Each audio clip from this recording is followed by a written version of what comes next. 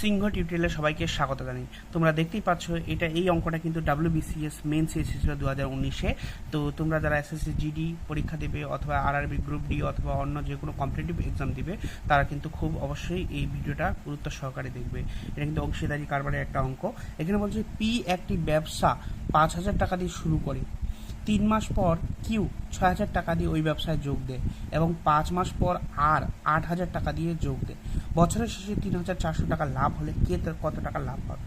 এবার দেখো, আগে অনুপাতটা বের করে নিতে হবে। এই ধরনের অঙ্কের ক্ষেত্রে আগে অনুপাতটা বের করতে হবে। বলছে পি প্রথম শুরু করেছে কত টাকা দিয়ে? 5,000 টাকা দিয়ে শুরু করেছে, ঠিক আছে। সে কিন্তু 5,000 টাকা দিয়ে গোড়া থেকেই ছিল, যেহেতু এর টাকাটা খাটবে কত? 12 মাস খাটবে, ঠিক আছে। এটা ওর অনুপাত। এবার দেখো 3 মাস পরে হচ্ছে কিউ যোগ দিয়েছে 6,000 টাকা দিয়ে, ঠিক আছে। 6,000 টাকা দিয়ে 6,000 টাকা দিয়ে যোগ করেছে হচ্ছে 3 মাস পরে। তো এটা 3 মাস পরে যেহেতু যোগ দিয়েছে, তাহলে টাকাটা কয় মাস খাটবে? 9 মাস খাটবে, ঠিক আছে, মনে রাখবে। তারপরে দেখো 5 মাস পরে আর 8,000 টাকা দিয়ে যোগদান করেছে, ঠিক আছে। 8,000 টাকা যোগদান করেছে আর, ঠিক আছে, 5 মাস পরে, তার মানে 7 5 12, তাহলে 7 মাস খাটবে হচ্ছে এর টাকাটা, ঠিক আছে। আর এর টাকাটা খাটবে 7 মাস। দেখো এবার তাহলে ক্যালকুলেশন করে দাও। এদিকে 3টা শূন্য, 3টা শূন্য, 3টা শূন্য, সবার ক্ষেত্রে সেম আছে, কেটে দিলাম। তারপরে দেখো আর কি কাটবে? কাটবে 2 দিয়ে, 2 দিয়ে কাটবে। 6 দুগুণে 12, 3 দুগুণে 6, আর এদিকে 4 দুগুণে 8। আর কাটবে কি? আর কাটবে না। দেখো 5 6 30, আর এদিকে 3 নং 27, আর এদিকে 4 7 28। এটা পেলাম আমরা অনুপাত, ঠিক আছে। এটা পেলাম আমরা অনুপাত। এবার দেখো এবার আমাদের বছর শেষে কত টাকা লাভ হয়েছে?